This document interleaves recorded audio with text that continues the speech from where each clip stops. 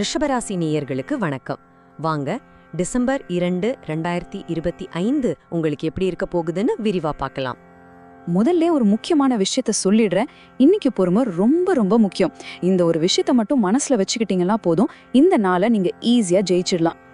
சரி, முதல்ல உங்க வேலை தொழில் விஷயத்துல இது எப்படி எதிரொலிக்குதுன்னு பாப்போமா? இன்னைக்கு நீங்க பண்ற வேலையில சில தடங்கல்கள் வரலாம். ஆனா அதை பார்த்து சோர்ந்து போயிடாதீங்க. கொஞ்சம் எக்ஸ்ட்ரா எஃபர்ட் போட்டீங்கன்னா போதும், கண்டிப்பா வேலையை முடிச்சுட்டு அப்பாடான்னு ஒரு திருப்தி உங்களுக்கு கிடைக்கும். வியாபாரம் பண்றவங்களுக்கு சின்ன சின்ன போட்டிகள் வரலாம், கொஞ்சம் குழப்பமா இருக்கலாம். ஆனா கவலையே படாதீங்க, இது எல்லாம் தானா சரியாயிடும். புதுசா ஏதாவது முதலீடு பண்றீங்கன்னா ஒரு தடவைக்கு 2 தடவை நல்லா யோசிச்சு பண்ணுங்க. ஓகே, வேலை விஷயத்துல இப்படி. அடுத்து நம்ம குடும்ப வாழ்க்கைக்கு வருவோம். இங்க சூழல் ரொம்பவே பிரகாசமா இருக்கு. உங்க குடும்பத்தோட நேரம் செலவழிக்கிறதுக்கு இது ஒரு அருமையான நாள். குறிப்பா உங்க குழந்தைங்களோட சின்ன சின்ன ஆசைகளை நிறைவேற்றி வைங்க.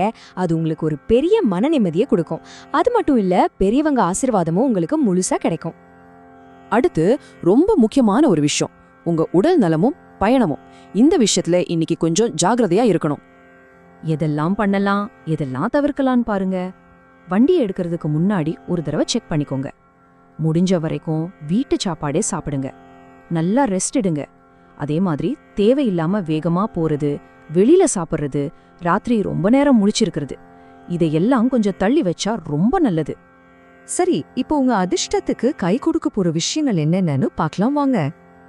இன்னைக்கு உங்களுக்கு சாதகமான திசை வடக்கு. உங்க அதிர்ஷ்ட எண் 6. அப்புறம் அதிர்ஷ்ட நிறம் வெள்ளை. இந்த 3ஐயும் மனசுல வச்சுக்கோங்க, எல்லாம் நல்லபடியா நடக்கும். இப்போ ரிஷப ராசியில இருக்கிறவங்க ஒவ்வொருத்தரோட நட்சத்திரப்படி என்ன பலன்னு இன்னும் கொஞ்சம் விரிவா பார்க்கலாம். கிருத்திகை நட்சத்திரக்காரங்களுக்கு இன்னைக்கு கொஞ்சம் அலைச்சல் ஜாஸ்தியா இருக்கலாம். ரோகிணி நட்சத்திரத்துல பிறந்தவங்க பயணம் செய்யும்போது ரொம்ப கவனமா இருங்க. மிருகசீரிஷம் நட்சத்திரக்காரங்களுக்கு ஒண்ணுதான் சொல்லுவேன், பொறுமை பொறுமை பொறுமை, அது ரொம்ப அவசியம்.